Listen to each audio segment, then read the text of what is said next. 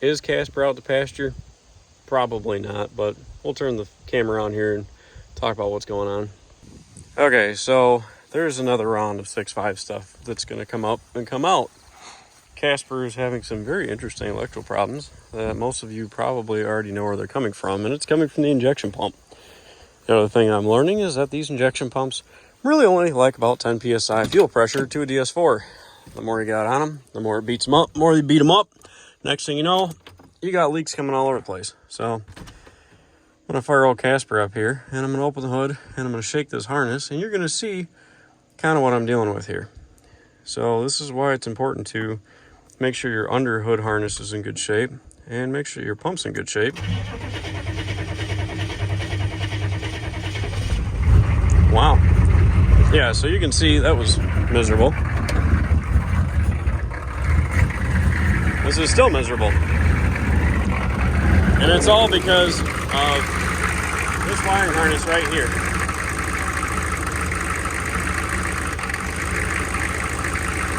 There. Yeah, so if you move it around enough, it will actually clear up a little bit and start to kind of sort of run. So Casper's been put to pasture for the last couple of weeks because he doesn't run worth a damn because of that injection pump harness. So the next big video that's coming up is 1, injection pump harness, 2, an injection pump, 3, I don't know what 3 is yet. Oh, 3 is going to be talking about fuel pressure.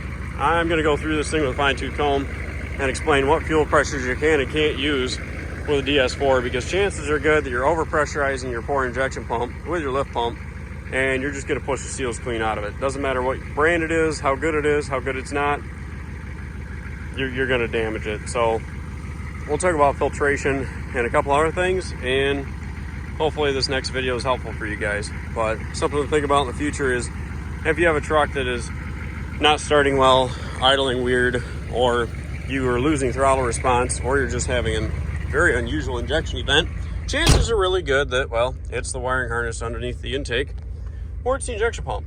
So I'll go ahead and start amassing my parts, collecting them all, and this next video will be for everybody that's having hard start issues or unusual throttle response or events. So get ready, there's more 6.5 stuff coming. Life's just been busy.